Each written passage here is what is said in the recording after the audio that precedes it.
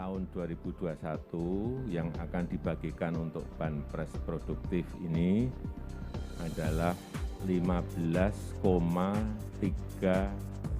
triliun rupiah yang dibagikan kepada 12,8 juta pelaku usaha mikro dan kecil. Jadi bukan hanya Bapak Ibu semuanya, enggak. Ada 12,8 juta pelaku usaha mikro dan kecil yang ada di seluruh tanah air dan mulai dibagikan pada hari ini.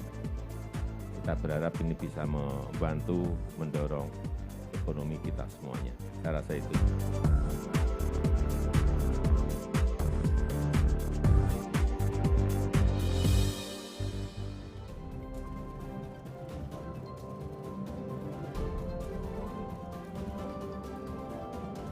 Selamat siang, apa kabar? Semoga baik dan sehat selalu dimanapun Anda berada.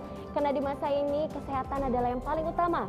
Kalau badan kita sehat, kita bisa bekerja lebih optimal dan bersama-sama kita bangkitkan, kita pulihkan perekonomian bangsa ini. 2 tahun pandemi COVID-19 melanda Indonesia dan dunia. Kita sudah melihat dampak yang terjadi akibat pandemi tersebut. Salah satu dampak yang terlihat adalah di bidang ekonomi. Usaha-usaha untuk tetap menjaga pertumbuhan ekonomi di Indonesia terus dilakukan pemerintah.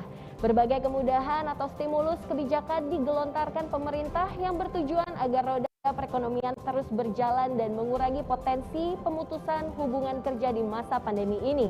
Di sisi lain, pemerintah tidak bisa sendiri berjuang. Peran aktif seluruh rakyat Indonesia mutlak dibutuhkan agar di saat yang sama usaha untuk memutus penularan COVID-19 di tanah air bisa menemui titik terang. Ikhtiar melawan penyebaran pandemi COVID-19 dan usaha pemulihan ekonomi nasional yang bisa berjalan secara berdampingan pada akhirnya akan bermuara pada kesehatan bangsa yang pulih kembali dan ekonomi bangkit.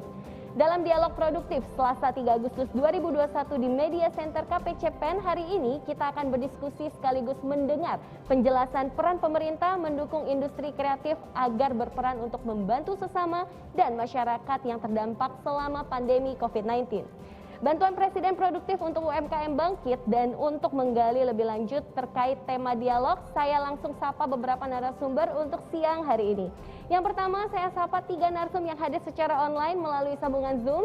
Yang pertama, Kang Vicky Satari selaku staf khusus Menteri Koperasi dan UKM. Halo Kang, apa kabar?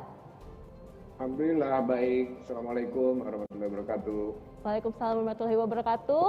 Lalu ada Mas Andanu Prastio selaku founder Kopi Tuku dan Maka Group. Halo Mas Andanu.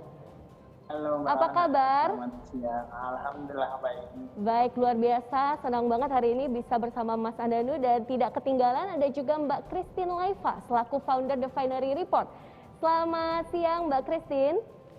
Selamat siang Mbak, terima kasih sudah mengundang saya ke acara hari ini. Kabar baik ya, sehat selalu ya Mbak Christine ya. Baik, terima kasih sudah meluangkan waktu di siang ini untuk berbagi pengetahuan dan pandangan terkait topik diskusi hari ini. Sebelum kita memulai sesi diskusi siang ini, kita lihat bersama tayangan berikut ini.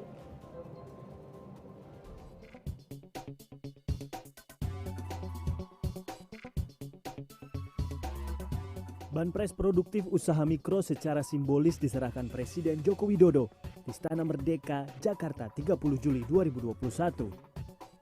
Untuk tahun ini pemerintah mengucurkan dana sebesar 15,3 triliun rupiah bagi 12,8 juta pelaku UMKM dalam negeri. Program ini merupakan bagian penting upaya pemulihan ekonomi nasional di tahun 2021. Dengan adanya banpres produktif ini, pelaku usaha mikro diharapkan mampu terus bertahan dan semakin mengembangkan lini bisnisnya dengan tetap memperhatikan protokol kesehatan yang ketat. Selamat bekerja keras, dan kita semuanya berharap agar pandemi ini segera selesai. Jangan lupa terus memakai masker, habis kegiatan cuci tangan, jangan berkerumun, menjaga jarak. Ini penting sekali dalam rangka mencegah penularan lebih meningkat lagi. Tidak hanya banpres produktif, dalam rapat terbatas 10 Juli 2021, Menteri Koperasi dan UKM Teten Mas Duki menjabarkan sejumlah program pemerintah untuk meningkatkan ekosistem wirausaha dalam negeri.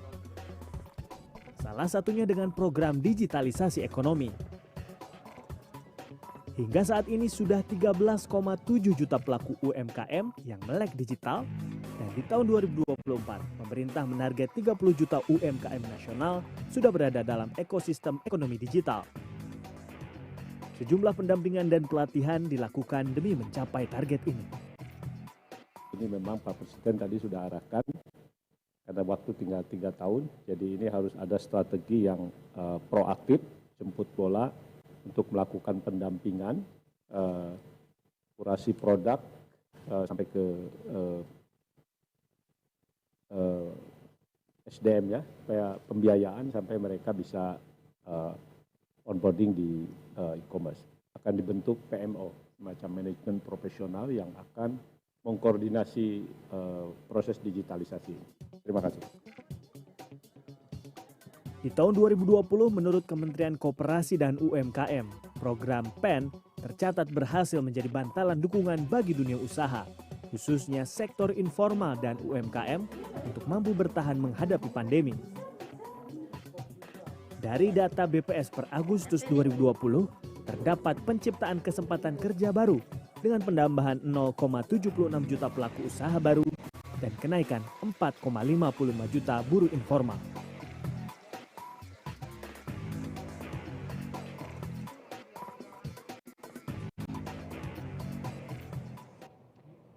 Sebelum kita memulai sesi pertama, saya juga ingin menginformasikan bahwa seluruh tim yang bertugas di Media Center Kominfo telah melaksanakan protokol kesehatan dengan ketat.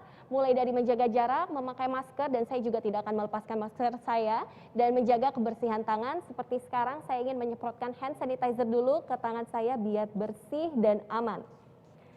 Oke, baiklah, langsung saja kita mulai sesi dialog dengan pertanyaan pertama untuk narasumber kita yang luar biasa, salah satu figur muda UMKM nih. Halo Kang Vicky Satari, selamat siang. Selamat siang. Siang, kabar baik ya Kang Vicky. Alhamdulillah Selalu baik. tersenyum, memberikan semangat untuk generasi muda, generasi milenial yang ada di Indonesia. Luar biasa sekali. Nah, Kang Vicky, kita melihat bahwa pemerintah kan tidak diam saja ya menghadapi krisis dikarenakan oleh pandemi COVID-19. Nah, seperti yang kita tahu bahwa pemerintah juga sudah menggulirkan bantuan presiden untuk UMKM, untuk membantu pelaku UMKM melewati cobaan di saat pandemi ini. Nah, berapa besar bantuan presiden untuk UMKM yang sudah digelontarkan? Boleh di-share sedikit buat kita, Kang Vicky? Iya, tadi juga ada potongan video Pak Presiden ya, sudah menyampaikan. Jadi Banpres Produktif Usaha Mikro atau kita singkat BPUM ini kan udah tahun kedua. Tahun pertama itu untuk 12 juta pelaku usaha mikro, totalnya per usaha mikro ini 2,4 juta rupiah, total 28 triliun, itu 100% terserah tahun lalu. Nah, untuk tahun ini BPUM atas arahan Presiden dilanjutkan dengan nilai 1,2 juta rupiah untuk total 12,8 juta ya pelaku usaha mikro, sehingga memang tadi Pak Presiden menyampaikan ini keseluruhan ada 15,36 triliun yang hari ini sudah terdistribusi sebanyak 9,8 juta pelaku atau setara dengan 11,76 triliun. Yang 3 juta terakhir nih insya Allah target kami bulan Agustus ini sudah selesai ya.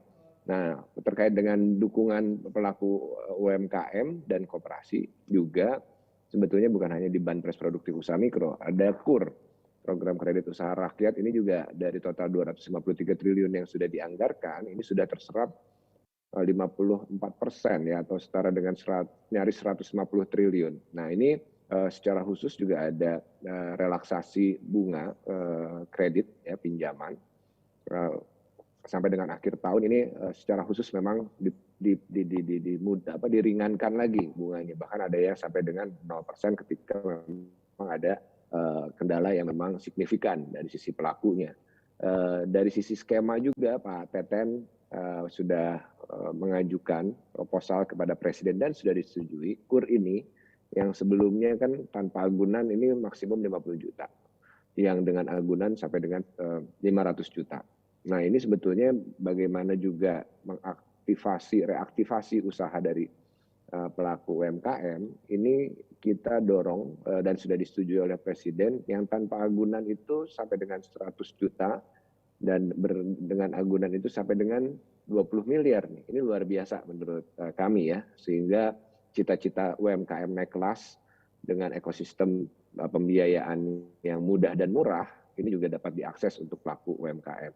Nah, termasuk tadi isu digitalisasi, ini juga banyak sekali program yang sudah dikerjasamakan dengan lintas stakeholders, baik kementerian lembaga lain, kemudian tech company, kemudian juga dari kampus gitu ya, dan para pelaku komunitas startup digital, dan tentunya komunitas-komunitas terkait lah ya. Nah, ini yang juga didorong bagaimana UMKM ini masuk ke rantai pasok industri, khususnya salah satunya dengan kerjasama dengan BUMN. Pak Menteri Erick Thohir sudah membuat program namanya Pasar Digital UMKM BUMN, di mana capex sebesar 14 miliar di BUMN ini bisa dikerjakan oleh UMKM. Yang awalnya hanya 2,5 miliar nih. Ditingkatkan lagi, ini bicara akses pasar ya. Nah, itu juga tentunya melalui akses digital.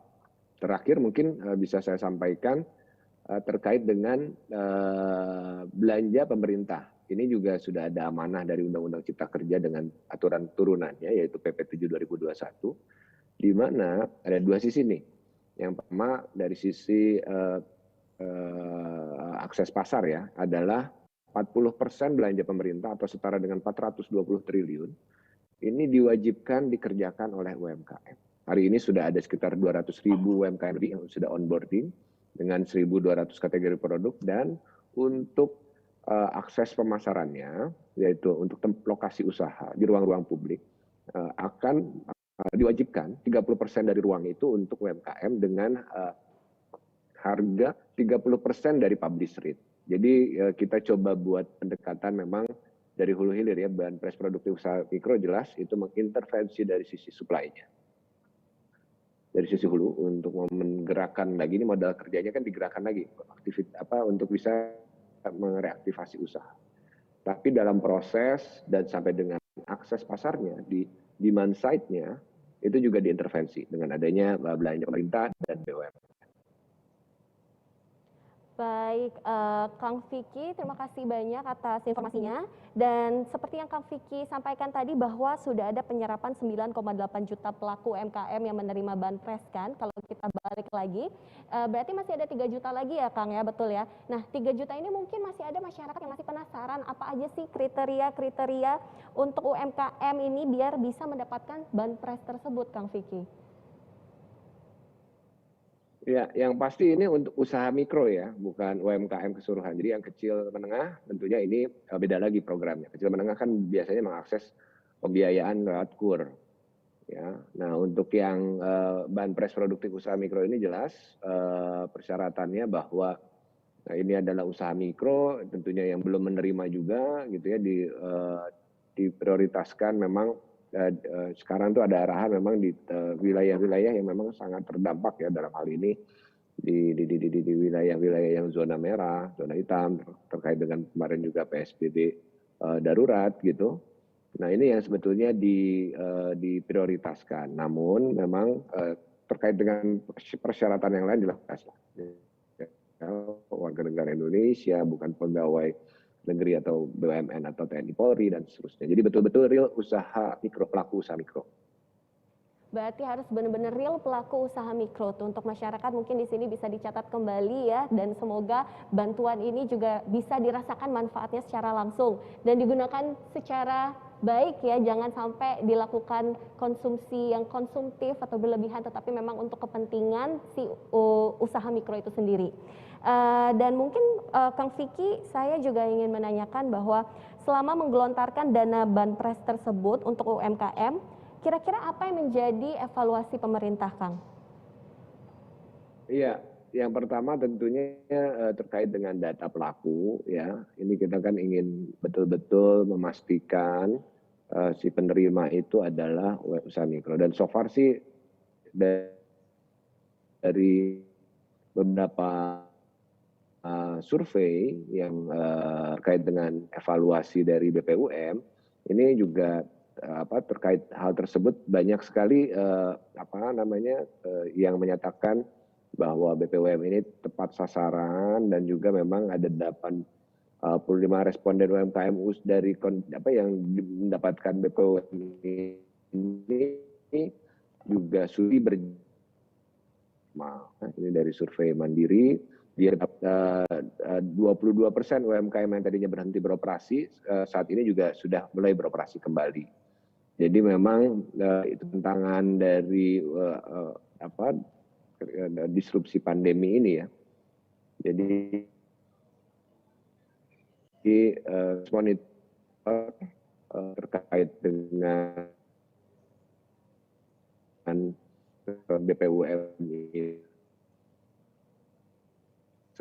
Ya, baik, saya perlu informasikan ulang usaha mikro. Sepertinya ada sedikit trouble di suara. Ya, nggak apa-apa. Kita boleh sambil menunggu penyelesaian trouble tersebut, mungkin kita bisa move ke Mas Andanu Prastio, nih selaku founder Kopi Tuku dan Makagro. Halo Mas Andanu. Halo Mbak Onat. Iya, luar biasa sekali. Senang banget loh hari ini aku bisa ketemu walaupun secara virtual sama Mas Andanu. Saya pecinta Kopi Tuku, by the way. Yang di Gading Serpong. Semuanya di sini udah ngopi semua ya. Iya, tetangga tuku ya. Hashtag tetangga tuku. Betul, betul. Nah, Mas Andanu nih, di sini kita melihat pandemi belum terlihat hilalnya kapan akan berakhir. Namun gimana pun bisnis juga harus terus berjalan ya. Jadi salah satu cara bertahan saat pandemi ini pasti dengan terus berinovasi dan berkreasi. Bagaimana Anda terus menggali kreativitas untuk tetap berkompetisi di masa pandemi ini, Kak? Thank you Mbak Onat. Kalau ini aku sharing dari sudut pandang pribadi maupun mewakili teman-teman di Toko Kopi Tuku. Yang jelas waktu itu salah satu meeting yang paling seru dan menegangkan dan tadi sampai sekarang aja hilalnya tidak ketemu, apalagi di tahun lalu di bulan Maret kira-kira itu aku ingat banget meeting tanggal 20 Maret kalau misalnya itu adalah meeting yang benar-benar jadi kita mau gimana nih, jadi target tahunan kita mau kita lanjutin, mau kita ubah, terus kita mau hidup dengan sisa cash kita sekarang atau mau gimana. Sampailah alhamdulillah banyak sekali aku diberkahi teman-teman di Tuku, di manajemen, di ops yang banyak memberikan masukan, terus banyak tetangga Tuku yang juga memberikan pandangan. Sampailah akhirnya kita mendapatkan yang biasanya orang-orang pahami di pandemi, cara kita bertahan tentunya amankan cash flow terlebih dahulu. Kedua, berusaha menjadi adaptif atau agile secara bisnisnya. Tapi tadi yang seperti yang Mbak Ana tanyakan, bagaimana nih kita terus punya kreativitas, terus berinovasi di masa pandemi. Buat aku, dari pengalamanku di tahun lalu, dan aku yakin teman-teman di Tuku juga semuanya sepakat, yang bisa mendrive itu semua hanyalah sebuah harapan sebenarnya. Jadi sebenarnya yang tadi kita memutuskan, jadi kita sisa tabungan ini mau kita apakan, itu yang membuat kita bergerak adalah salah satunya adalah kesenangan dari tetangga Tuku yang tidak boleh hilang. Mereka merasa, kita pikir lagi COVID, mereka nggak minum es kopi susu ya kan. Oh ternyata es kopi susu merupakan salah satu tools untuk memaraskan mereka saat di rumah. Makanya saat itu kami di Tuku mengeluarkan botolan 1 liter bernama Tukucul gitu. Alhamdulillah saat itu juga kalau kami ingat backflash yang terus membuat harapan tersebut membuat kami terus bergerak bertanya. Salah satunya waktu itu juga ngobrol dengan teman-teman dari Kementerian Koperasi dan UMKM juga kita melakukan video Zoom saat itu, kita sharing bersama Smesco. Saat itu akhirnya kita menggalangkan bersama pelaku industri kopi tentang ngopi di rumah gitu. Makanya kami sebagai Tuku mengusulkan kalau kami mau coba kopi botolan 1 liter. Begitu itu works, ya sudah kami juga sampaikan di grup dan di meeting bahwa ini coba di jalan. Alhamdulillah sampai sekarang itu menjadi salah satu metode baru. Tapi apakah itu sebuah kreativitas? Saya tidak berani bilang itu kreatif, tapi yang jelas efek dari kepepet itu real di masa pandemi ini. Jadi justru kalau kita mau bisa kreatif, bagaimana kita bisa bertahan di pandemi, coba diingat-ingat aja apa yang kita pengen, apa harapan apa yang ada selama ini kita punya, diperjelas lagi, dan aku merasa itu yang akan menarik kita untuk menggali berbagai ide kreativitas, menarik berbagai effort kita untuk berusaha lebih di masa pandemi ini. Justru keberkahan pandemi ini adalah sebuah motivasi yang diberikan Tuhan untuk kita untuk melakukan yang lebih baik lagi. Aku percaya Indonesia punya resource lebih lengkap daripada negara-negara lain untuk kita utilisasi, sehingga kita bisa membuat sebuah usaha yang akhirnya kita bisa recovery lebih cepat daripada negara-negara lain. Itu kali Mbak. Wow, Mas Andanu, the effect of kepepet is real. Aku suka banget quotes-nya, by the way. Berarti memang kalau saya lihat, jadi walaupun pandemi, sales-nya Kopi Tuku tetap melonjak nih. Kayak gitu nih. Aku nggak berani melonjak, tapi tentunya semuanya pernah turun ya. Semuanya pasti pernah menyentuh di bawah, di atas 50% penurunannya pasti pernah. Waduh. Tapi dan itu disepakati kok semua pelaku industri banyak melakukan. Paling tidak kami dengan pelaku industri kopi gitu. Tapi alhamdulillah dengan berbagai action yang coba dilakukan ya, pendekatan yang dilakukan, plus kami diberkahi konsumen yang sangat baik. Kami menyebutkan tetangga tuku tadi, mereka dengan loyalnya membuat kami punya energi untuk hidup lebih aja sih. Jadinya kami terus berkreasi, kami terus in touch sama mereka, melakukan Zoom beberapa kali sama tetangga tuku gitu, untuk menggali kalian butuh apa, bagaimana brand kami bisa hadir di kehidupan kalian. Alhamdulillah itu membuat kami di Tuku, kami di Maka Group, kami sebagai Tuku bisa menyelamatkan beberapa sister company kami, brand kami yang lain yang mungkin tidak seberuntung Tuku untuk bisa menyelamatkan semuanya tanpa ada yang dirumahkan atau ada yang dipotong gajinya. Wow, Mas Andanu, ini menarik banget nih, apalagi kalau ngomongin hashtag tetangga tuku itu saya merasa bahwa Mas Andanu ini pintar banget dalam menjaring suatu komunitas, dan sepertinya ini nanti kita akan ngobrol lebih lanjut lagi di sesi kedua karena waktu kita sangat tipis banget. Jadi aku mau move dulu ke Mbak Christine Laifa selaku founder of The Finery Report. Aduh, cantik banget. Selamat siang Mbak Christine. Ya Mbak Christine, pertanyaan serupa saya ajukan ke Mbak Christine Laifa juga nih. Dari sudut pandang Mbak Christine sendiri, adakah peluang bagi UMKM untuk mensiasati keadaan seperti sekarang? Kalau peluang pasti tetap ada ya, apalagi sekarang kita ada teknologi, kita ada media sosial. Jadi sebenarnya kalau kita bahas tentang peluang itu nggak akan habis. Itu tergantung balik lagi ke yang sudah disampaikan Mas Andanu, gimana caranya kita supaya agile, gimana caranya supaya kita beradaptasi di keadaan sekarang. Nah kalau untuk TFR, kita kan media ya, jadi memang Kak, di saat pandemi orang butuh informasi, dan akhirnya yang kita lakukan adalah kita harus gencar di media sosial. Nah itu salah satu yang kita lakukan selama pandemi, dan konten kita juga kita sesuaikan. Kita kan sebenarnya ngebahas bisnis industri kreatif, tapi karena pandemi dan itu impact semua orang, jadi kita memutuskan untuk sepertinya kita perlu nih ngangkat topik, kita perlu cover juga nih COVID, meskipun nggak sesering media massa lainnya ya, tapi setidaknya kita tetap aktif dalam menginformasikan apa yang terjadi, update terbaru. Nah itu mungkin contoh kecil dari kami, tapi ya kalau peluang pasti selalu ada sih. Ya, benar banget Mbak Christine. Saya juga percaya kita harus tetap optimis, peluang akan selalu ada, tapi bagaimana kita berpikiran jernih untuk mencari peluang tersebut. Dan mungkin dari Mbak Christine sendiri ya tadi sudah menyampaikan mengenai sosial media, karena kalau kita ngomongin industri kreatif itu melekat sekali. Tools yang paling mudah dijangkau oleh semua orang sekarang itu adalah sosial media. Kita harus benar-benar bisa mengerti dan mempelajari digitalisasi tersebut. Nah itu nanti kita mungkin akan bahas di sesi selanjutnya. Tapi Mbak Christine, kalau misalkan nih Saya ingin bertanya bagaimana The Finery Report memandang usaha-usaha pemerintah dalam memutus penyebaran COVID-19, termasuk strategi PPKM yang sudah dilakukan. Oke, ini maksudnya kebijakannya atau yang tadi nih yang dijelaskan? Kebijakan PPKM, terus kebijakan dalam memutus penyebaran COVID-19. Nah, menurut Mbak Christine dari sisi The Finery Report itu gimana pandangannya?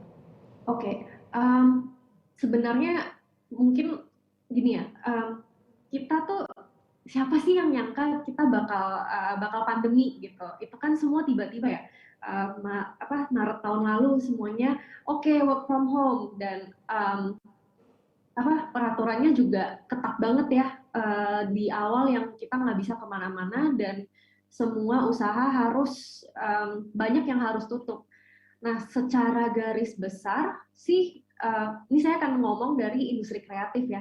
Secara garis besar kita semua terdampak, termasuk kami, meskipun kita media digital, tapi semuanya pasti kena dan kita dituntut untuk bisa beradaptasi. Misalnya dengan menggunakan Zoom, dengan belajar media sosial, beralih ke mungkin expand ke YouTube. Nah, tapi dalam kesempatan ini aku juga ingin tekankan ya 4 bidang di kreatif industri yang saya lihat paling terdampak dari PPKM, yaitu film, musik, teater, dan tari. Nah, kenapa aku highlight 4 ini? Karena 4-empatnya nggak bisa dilakukan di rumah atau dari Zoom. Contoh, penari koreografer, mata pencaharian mereka kan memang tampil ya. Begitu juga dengan film dan teater, di mana syuting itu nggak bisa dilakukan secara virtual seperti kita sekarang.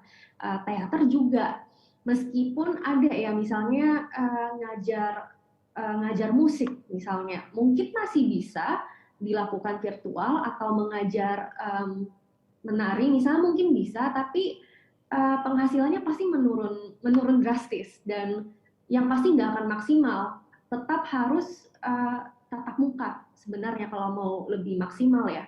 Tapi ya karena kondisi seperti ini ya mau nggak mau daripada nggak ada penghasilan. Tapi memang keempat ini yang paling terpuruk karena pandemi dan dampaknya juga bisa dirasakan ya ke bisnis lain, contohnya bioskop kan jadinya tutup ya karena nggak bisa buka dong pastinya. Dan juga musik contohnya ada kru di belakang panggung yang bergantung dari event, tapi lagi pandemi gini mana bisa konser. Nah, dan banyak banget pekerja-pekerja di keempat industri ini yang akhirnya harus banting setir. Mereka harus cari cara gimana nih supaya kita survive, gimana supaya kita bisa bertahan hidup selama PPKM. Ya PPKM memang ada yang pasti ada pro dan kontra ya. Di satu sisi WFH memang menekan laju penyebaran COVID, tapi ada juga yang contoh keempat industri tadi yang sebenarnya nggak bisa, dan nggak hanya 4 industri ini, saya yakin di luar sana juga banyak yang nggak bisa WFH karena tuntutan ekonomi atau tuntutan kerjaan. Itu sih kalau dari. Baik, betul sekali. Terima kasih Mbak Christine atas sedikit informasinya, begitu bermanfaat sekali, dan saya yakin masyarakat juga benar-benar bisa lebih aware lagi mengenai apa yang sudah dilakukan oleh pemerintah dan mengikuti prokes tentunya. Dan kita sebentar lagi akan tetap melanjutkan dialog, tetapi setelah jeda berikut jangan beranjak terlebih dahulu.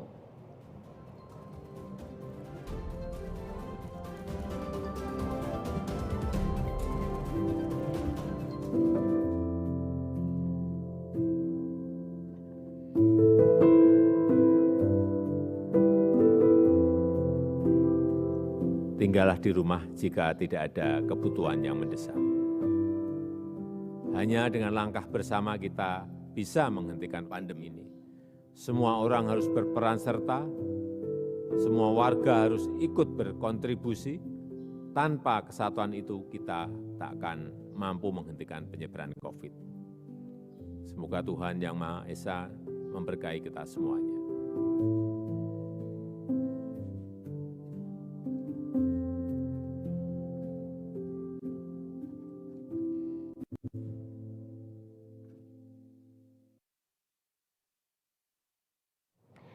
Baik, terima kasih Anda masih bersama Dialog Produktif Selasa 22 Juni 2021 dari Media Center KPC PEN.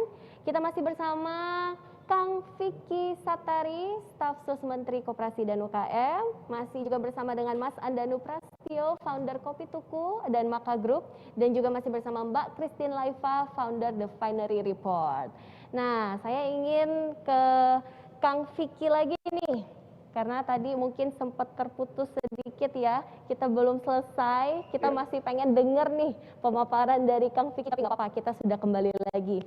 Oke, Kang Vicky, jadi digitalisasi ini adalah sebuah keniscayaan yang tadi sudah sempat di-mention juga sama Kang Vicky ya, terlebih saat adanya disrupsi besar akibat pandemi. Nah, jadi memang ada 4 pilar untuk mewujudkan ekonomi digital, seperti infrastruktur digital itu salah satu contohnya, hingga riset dan inovasi. Nah, apa yang bisa Kang Vicky jelaskan terkait hal itu dan apa artinya bagi UKM? Ya, jadi pertama pemerintah membangun infrastruktur digital, ya, internet dan seterusnya, ini kan sebetulnya adalah dengan dana rakyat melalui pajak dan seterusnya. Jadi ini harus kembali kepada masyarakat, khususnya siapa UMKM yang adalah 99,9% dari total populasi pelaku usaha di Indonesia, ya. Sehingga kita ingin pastikan pertama nih dijagain dulu situasinya, studi bisnisnya, proteksinya. Dari awal isu cross border ilegal di e-commerce ini juga sudah mulai diadres. Ya, salah satunya ada penutupan. Tadi siang baru saja juga Pak Menteri preskon ya bersama dengan salah satu e-commerce internasional besar yang sudah menutup 3 sektor produk, yaitu fashion, kemudian ada kriya dan kuliner gitu ya. Itu adalah 3 sektor yang terbesar. Itu semuanya ditutup gitu ya dari keran impor. Nah, dari hulunya sebetulnya kaitannya digitalisasi ini ada 4 masalah untuk UMKM ya yang perlu diadres. Solusinya pertama adalah literasi digital. Yang kedua adalah kapasitas produksi, yang kedua adalah kualitas produk, yang keempat adalah akses pasar. Nah, dari sisi literasi tentunya proses pendampingan ini penting. Ya, banyak kita sekarang sudah ada gerakan bersama UMKM Indonesia, GBER UMKM. Ada sekitar 8 asosiasi organisasi komunitas pendamping UMKM ini sudah berhimpun, berkonsolidasi. Total ada sekitar 25.000 pendamping UMKM yang dikoordinasikan. Kemudian dari sisi produk, dari sisi kapasitas dan kualitas produk, tentunya ini proses di luar ekosistem digitalnya nih. Jadi ada program dari Kemenkop UKM, ini factory sharing, rumah produksi bersama, di mana ingin memastikan konsolidasi UMKM ini bukan hanya dari sisi branding, tapi juga dari sisi proses produksi.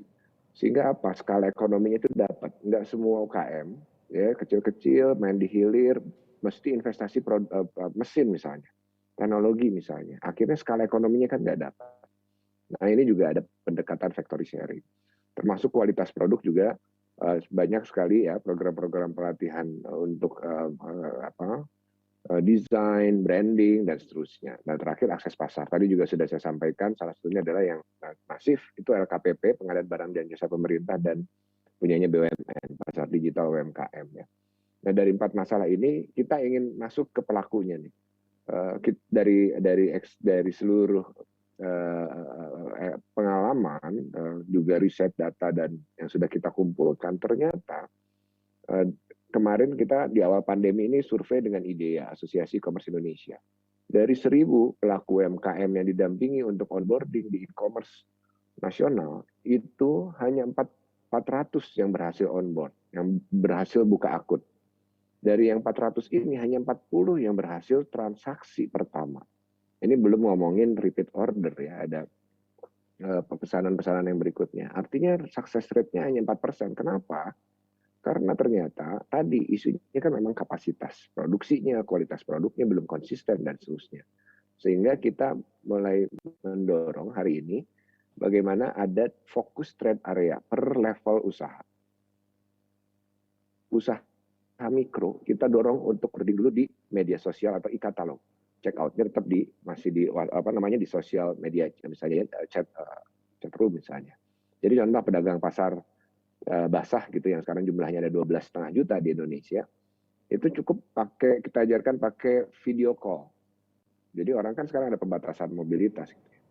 Video call untuk bisa memilih produk, kemudian untuk logistiknya, transportnya bisa pakai ojol atau pakai kerjasama dengan perusahaan-perusahaan logistik di satu pasar. Jadi ekosistemnya juga dibentuk. Itu untuk usaha mikro yang jumlahnya 98,sekian%. Jadi ini fokusnya itu sebetulnya di situ, isu digitalisasi UMKM. Karena kita yakin lah, kalau misalnya kayak model Mas Andanu, Mbak Christine, itu kan semuanya udah advance dari sisi digitalisasinya. Transaksinya semua channel, semua platform tuh udah aktif lah gitu ya. Nah, tapi isunya sebetulnya kalau mau ngomong dorong UMKM digitalisasi, ya pasti di mikro nih, 99%-nya. Nah, itu satu ya. Jadi yang usaha kecil itu kemana onboardingnya? Itu di marketplace lokal atau marketplace homogen. Jadi nggak langsung serta-merta harus masuk ke e-commerce yang unicorn. Kenapa? Karena kalau besar, trafficnya semakin besar, kapasitas permintaannya juga akan sulit dibendung. Ketika kita mengecewakan klien terkait dengan kualitas dan kapasitas produknya, itu kan ada rate-nya nanti. Gitu. Nah, yang usaha menengah sudah dilatih nih, ya kan kalau kita tahu ya e-commerce homogen itu banyak. Kalau misalnya ya hortikultural atau pertanian ada Tani Hub, ada Aruna yang perikanan, sayuran ada sayur box, yang produk kria itu ada Krealogi by Duanyam gitu ya. Nah, baru yang menengah kita dorong ke marketplace nasional sampai dengan regional dan global. Jadi betul-betul kita identifikasi. Nah, yang terakhir ini saya sampaikan bahwa pemerintah ini penting untuk berkolaborasi sinergi dengan seluruh stakeholders, dengan multi pihak, nggak bisa sendiri gitu ya. Yang pasti tadi saya di awal sudah sampaikan, ada kementerian lembaga lainnya, pemerintah daerah, ada BUMN, ada tech company-nya, ada pembiayaannya, ada dari sisi kampusnya. Tapi yang penting dihadirkan adalah peran agregator, enabler, accelerator, dan incubator. Ini yang sebenarnya penting.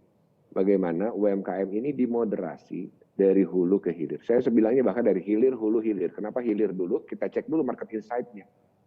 Karena sekarang tuh pasar berubah bukan hanya tren, tapi konteks. Tadi Mas Adudu bilang, jualan kopi itu sekarang literan di rumah. Orang nggak membatasi, lebih banyak interaksi kan. Setelah dicek dari hilir ke hulunya, bahan bakunya ada nggak? Bisa di scale up nggak? Kemudian diproses, bisa masuk ke skala ekonomi tadi dengan strategi konsolidasi gitu ya. Pembiayaannya masuk, pendampingan SDM-nya masuk di situ, link and match dengan off-taker, dengan bayarnya dilakukan. Jadi agregator ini penting untuk bisa memastikan semua inisiatif kita ini bisa sustain.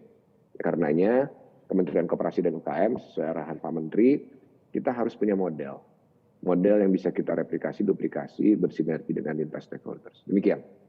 Baik, terima kasih Kang Vicky, very insightful, dan lagi-lagi saya pengen ingatkan buat masyarakat dan teman-teman semua bahwa kolaborasi itu penting, apalagi masyarakat Indonesia ini melekat sekali dengan prinsip gotong royong, dan saya juga pengen ajak teman-teman untuk selalu membeli, menggunakan, dan support produk lokal, produk asli Indonesia.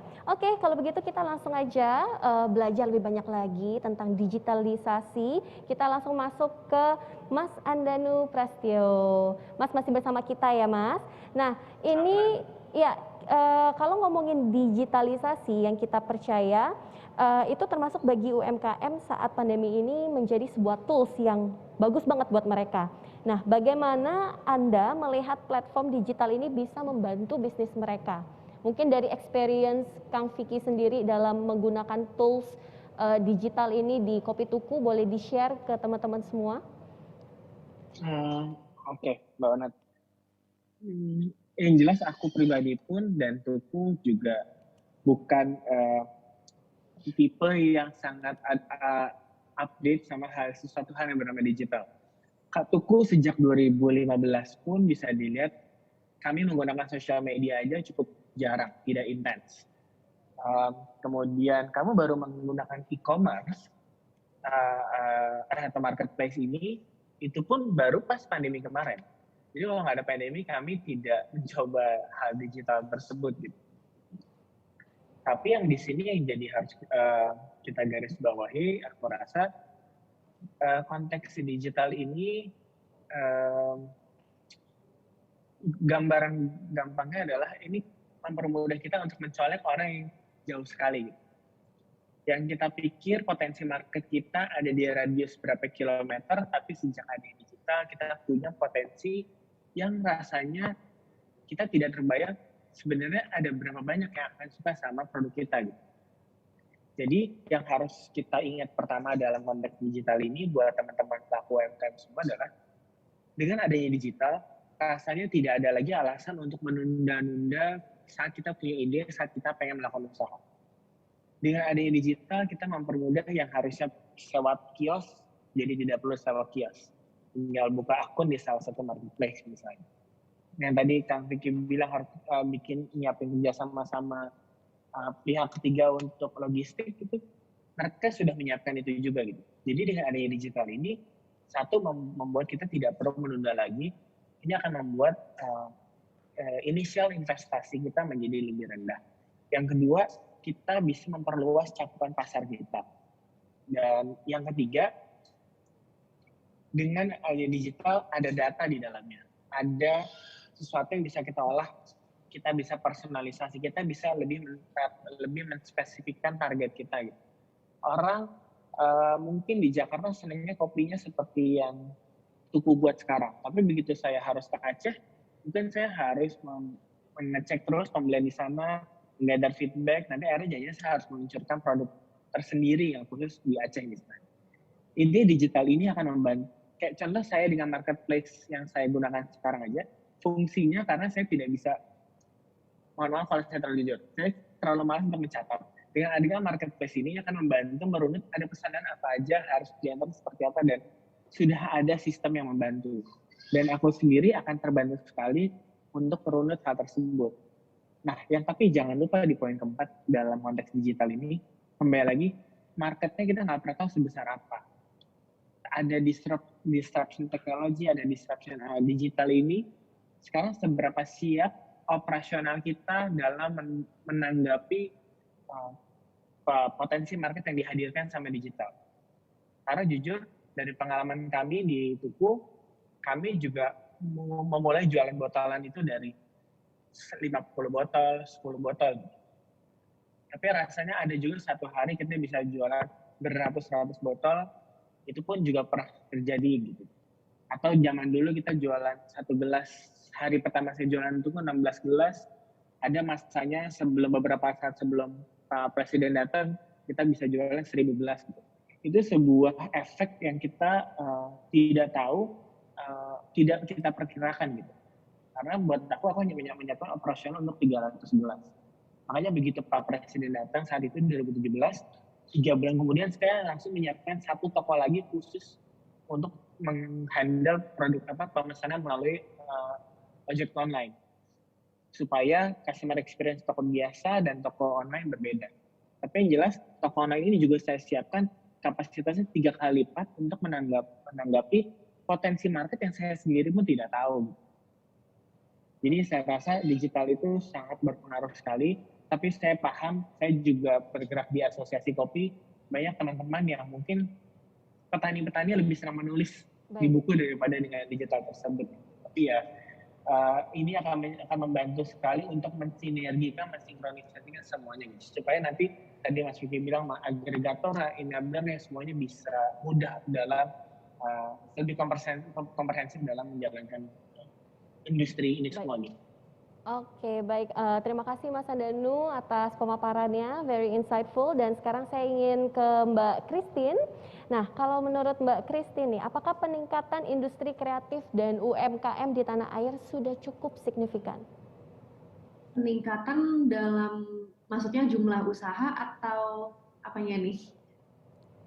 Industri kreatif peningkatannya dalam jumlah usaha dan juga perkembangannya ya kali ya. Dari segi inovasi itu mungkin bisa dinilai dari situ.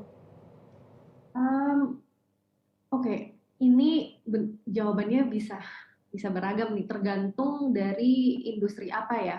Tapi kalau dari selama ini yang saya lihat,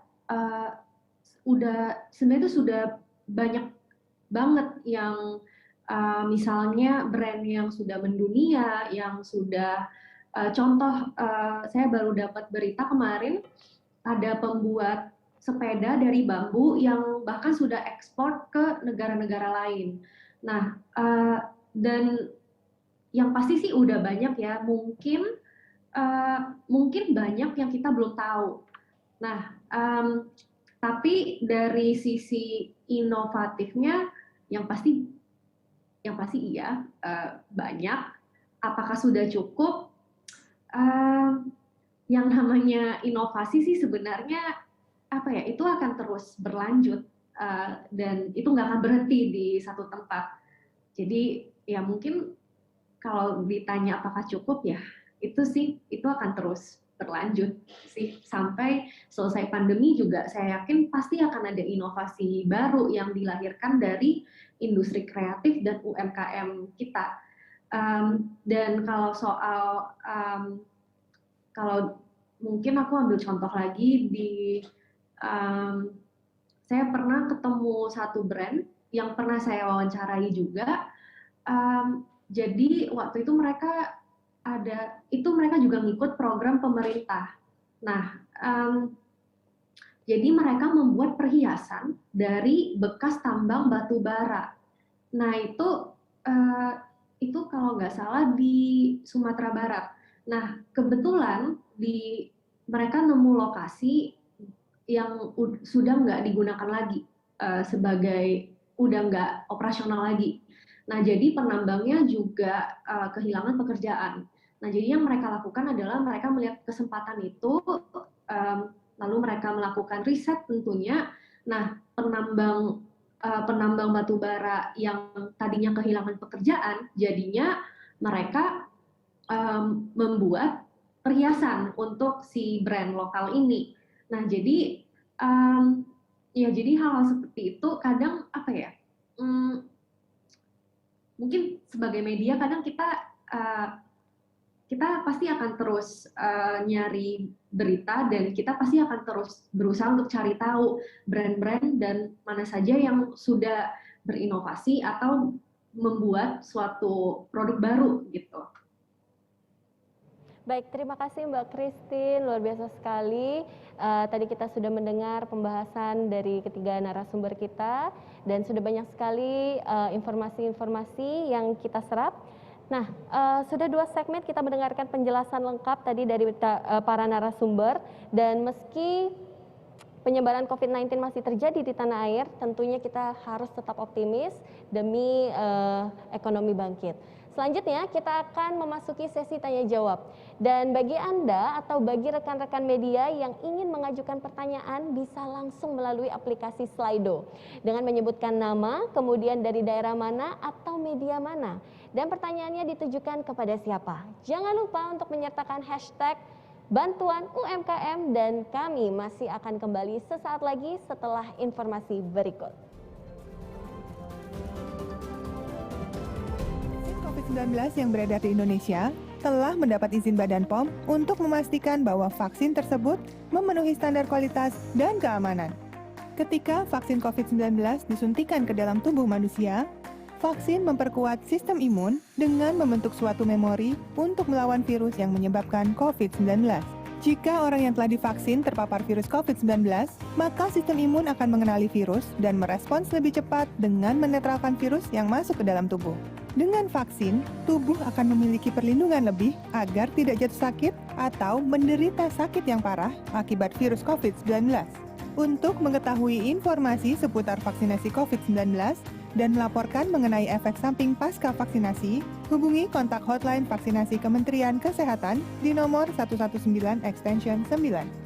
Ayo, sukseskan vaksinasi dan disiplin protokol kesehatan. Lindungi diri, lindungi negeri. Terima kasih Anda masih bersama kami dan saya masih bersama dengan ketiga narasumber yang luar biasa, yaitu Kang Vicky Satari selaku staf sus Menteri Koperasi dan UKM, dan juga Mas Andanu Prastio, founder Kopi Tuku dan Maka Group, dan juga tak terlupa Mbak Christine Laifa, founder The Finery Report. Dan saat ini sudah ada beberapa pertanyaan yang masuk di aplikasi Slido. Kita juga masih menunggu pertanyaan Anda, baik awak media maupun masyarakat, untuk bertanya kepada narasumber pada diskusi siang hari ini. Jangan lupa pertanyaan ditujukan untuk siapa dan juga dengan menyertakan hashtag bantuan UMKM.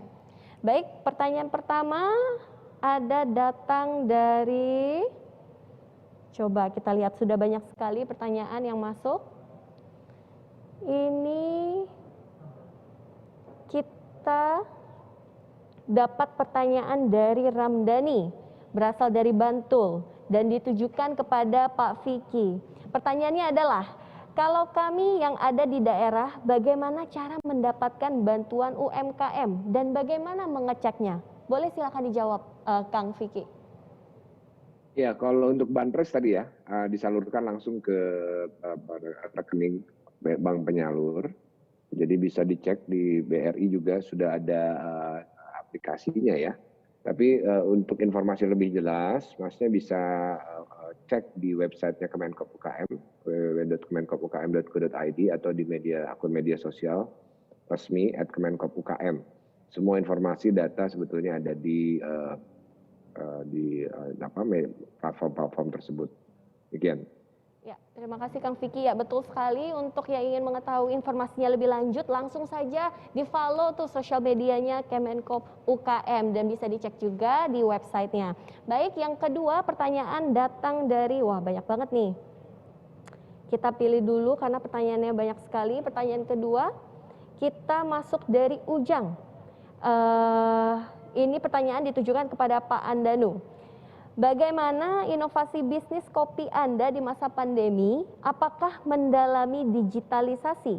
Boleh dijawab, Mas Andanu?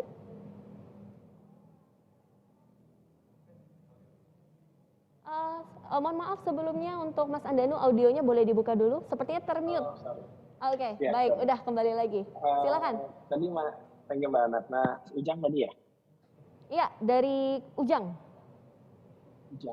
Mas, jadi posisi seperti yang tadi saya sampaikan bahwa kita ada beberapa ikhtiar yang kami lakukan. Memang yang paling works seperti yang mungkin banyak diketahui bahwa kami mengeluarkan di pandemi kemarin mengeluarkan botol tukucur dan botol tukuin. Itu adalah sebuah konsep kami. Sebenarnya kami punya cara untuk mengajak orang untuk mengubah behavior penggunaan plastik sekali pakai dengan meluncurkan namanya tukucur, yaitu tuku dikucur dan tuku dalam bentuk curah. Nah, cuma kami luncurkan lebih awal dalam bentuk botolnya 1 liternya untuk membuat orang lebih sering di rumah tapi bisa menikmati tuku gitu. Terjadi social distancing tapi cash flow dari tuku tetap terjaga. Kenapa kami pakai digital? Karena kembali kami butuh bantuan sebuah platform yang bisa menyiapkan sebuah sistem yang komprehensif dari sistem order sampai pengantarannya. Itu dari segi pendapatan, tapi di sisi digital lain yang kami juga coba lakukan beberapanya di sosial media. Salah satu yang paling penting di masa pandemi adalah membuat brand kita itu eksis. Nah, untuk menjadi brandnya eksis, kami menggunakan beberapa cara, salah satunya di Instagram kami, di sosial media. Kami melakukan beberapa postingan yang sifatnya mengajak orang untuk merecall kenikmatan yang ada di toko. Jadi misalnya kami memposting pojokan tuku tempat duduk orang-orang tapi dalam kondisi kosong untuk merecall kekangenan tersebut. Atau yang ketiga kami melakukan Zoom tadi seperti saya ceritakan dengan tetangga tuku. Terakhir kami melakukan dengan tetangga tuku BSD. Kami hanya untuk bercengkrama, saling bercerita gimana kabar. Biasanya si Tante Elin datang setiap pagi jam 7 pagi ngisi kopi, sekarang nggak bisa gimana. Kami bertegur sapa. Terakhir, meskipun tidak terlalu digital, tapi melalui platform digital kami menggunakan salah satu movement besarnya adalah selama bulan Lebaran, selama Natal, Lebaran kami punya produk namanya Beri Maaf. Itu adalah produk tuku yang ditulis. Kami bekerjasama dengan agensi 616. Produk Maaf itu kami berharap Lebaran di masa pandemi bisa lebih personal. Seperti maaf belum bisa ngopi bareng lagi, jadi mereka berlebaran secara langsung dan tapi menggunakan produk tuku. Yang kedua, kami bekerja sama dengan Pos Indonesia. Kami paham bahwa di masa pandemi ini sulit sekali bersilaturahmi. Jadi kemarin kami menyiapkan 1 buah kartu pos yang berisi kopi dan coklat Indonesia dari Indonesia, yang mana kartu pos tersebut adalah sebuah bungkusan tipis yang di dalamnya ada kopi sekali seduh. Dan ada perangko dari Mas Andanu, mohon maaf Pos Indonesia. waktunya agak, kita sudah dikejar-kejar waktu karena sempit sekali, tapi terima kasih atas jawabannya Mas Andanu, semoga menjawab untuk Ujang. Dan selanjutnya ada pertanyaan kepada Mbak Christine dari Sandro di Jakarta. Pertanyaannya adalah bagaimana agar kita bisa kreatif berbisnis di masa pandemi? Silakan Mbak Christine. Ini pertanyaannya luas banget ya, cakupannya. Mungkin bagaimana kreatif selama pandemi?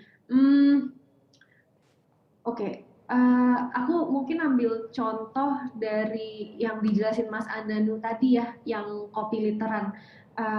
Sebenarnya menjadi kreatif itu dimulai dari hal yang simpel, yaitu memahami apa yang dibutuhkan orang. Karena pada dasarnya menjadi kreatif itu kemampuan memecahkan masalah sebenarnya. Nah, balik ke contoh yang tadi, misalnya karena lagi pandemi, semua orang di rumah, ini gimana nih, bisnis harus jalan kan? Nah, kita harus mikir, mungkin kita nggak lagi keluar terus nongkrong di tempat kopi. Jadi sekarang kita ngopi di rumah. Nah, solusinya ya kopi literan itu sebenarnya menurut saya sangat kreatif. Dan ya saya juga beberapa kali beli kopi literan gitu. Nah, itu contoh kecil ya untuk menjadi kreatif. Nah, aku nggak tahu bisnisnya Kak Sandro itu apa, tapi kalau tips dari aku sih ya itu tadi, kita harus paham apa yang dicari orang, kita harus paham juga yang dibutuhkan, masalah apa yang kita mau cari solusinya. Biasanya sih dimulai dari itu ya. Semoga membantu, karena sangat luas nih kalau mau dijelasin apa. Baik, Mbak Christine, terima kasih atas jawabannya, semoga membantu. Dan sekali lagi saya ingin mengucapkan terima kasih buat teman-teman semua yang masih bersama kami, dan mohon maaf jika pertanyaan yang belum terjawab mungkin akan dijawab di lain sesi. Nah, sekarang kita sudah masuk bagian akhir diskusi kita siang ini. Tapi sebelumnya saya akan meminta closing statement terlebih dahulu dari para narasumber. Yang pertama, saya persilahkan kepada Kang Vicky Satari. Silakan Kang. Ya, kunci dari semuanya tadi ya, dari diskusi kita ini kan ada beberapa kata yang perlu di-highlight. Adaptasi, transformasi jelas. Inovasi ini tentunya menjawab dari segala banyak perubahan yang memang ini menjadi tantangan abadi dari semua pelaku usaha. Itu kan perubahan. Ya, begitu cepat, bukan hanya sekali lagi, bukan hanya tren bahkan konteks. Sinergi kolaborasi, gotong royong sudah pasti untuk membangun optimisme. Jadi digitalisasi itu adalah bagian dari adaptasi teknologi, bicara tentang konsolidasi itu adalah bagian dari inovasi bisnis model, kemudian agregasi itu adalah bagian dari menghubungkan hulu dan hilir sehingga proses usaha kita bisa lebih berkelanjutan. Dan jangan lupa untuk terus explore, cari referensi, bisnis model baru, cara-cara inovatif baru gitu ya, dari semua sumber. Jadi terakhir tuh memang kuncinya adalah optimis. Demikian Mbak Ana. Baik, terima kasih Kang Vicky, dan selanjutnya saya meminta closing statement singkat nih dari Mas Andanu Prastyo. Silakan Mas Andanu, singkat aja. Thank you Mbak Ana. Aku melanjutkan dari Kang Vicky aja, bahwa tadi aku juga sampaikan di awal dan melanjutkan dengan kata optimis tadi. Tadi optimis dan aku bilangnya harapan. Itu aku rasanya kan tidak ada rumusan pasti untuk menjawab ini semua gitu. Yang kita bisa lakukan hanya terus bergerak. yang kita bisa membuat kita bergerak ya adalah sebuah motivasi, dan kita nggak akan punya motivasi kalau tidak punya harapan atau tujuan yang jelas di depan sana gitu. Nah, yang jelas saat ini yang kita bisa lakukan, Indonesia membutuhkan kita semua untuk menopang perekonomian dengan berbagai UMKM-nya gitu. Jadi dengan banyaknya penduduk di Indonesia ini, dengan berbagai resource yang kita punya, ini adalah kesempatan terbaik kita untuk membantu negara kita merecovery perekonomiannya dan saling sadar kembali tentang namanya gotong royong. Ini adalah saat paling nyata untuk kita bergotong royong bersama. Terima kasih Mbak Ana. Baik, terima kasih. Dan terakhir saya persilakan kepada Mbak Christine Laifa. Silakan Mbak. Oke. Saya juga melanjutkan aja, sebenarnya poinnya udah disebut Mas Vicky sama Mas Andanu juga. Saya harap inovasi tetap berlanjut meskipun sedang pandemi, dan ya memang pasti sulit. Yang namanya menjadi kreatif dan menjadi inovatif itu pasti sulit dan butuh waktu yang nggak sebentar, banyak proses trial dan error. Dan balik lagi mungkin ke pertanyaan yang saya dapat tadi, dan menjadi kreatif itu bisa dimulai dari hal yang kecil. Contoh yang saya gunakan ya tadi, misalnya kopi literan gitu. Tapi ya saya harap sih kita nggak berhenti ya berinovasi, meskipun nanti pandemi sudah selesai, saya harap kita tetap bisa maju industri kreatifnya. Terima kasih Mbak Christine, dan baik, sekali lagi saya ingin mengucapkan terima kasih buat Kang Vicky Satari selaku staf khusus Menteri Koperasi dan UKM, kemudian juga kepada Mas Andanu Prastio, founder Kopi Tuku dan Maka Group, dan juga Mbak Christine Laifa, founder The Finery Report. Sekali lagi terima kasih sudah meluangkan waktu dan bergabung bersama kami. Salam sehat selalu. Pemerintah mendorong digitalisasi UMKM agar bisa terus meningkatkan perannya di tanah air, terutama di saat pandemi ini. Di saat yang sama, pemerintah bersama semua pihak harus bersinergi untuk bisa menghadapi penyebaran COVID-19. Kepedulian sesama bisa membantu negeri ini keluar dari pandemi. Saya, Anda, dan kita semua punya satu kemauan yang sama, agar negeri ini bisa terbebas dari pandemi COVID-19 secepatnya, agar ekonomi lebih cepat pulih. Saya Banadi Kurnia Dewi undur diri, sampai jumpa lagi.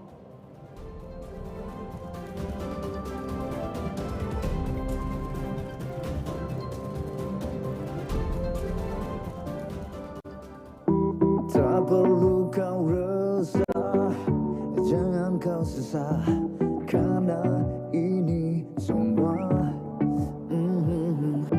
melangkah bersama, saling menjaga, taklukkan problema.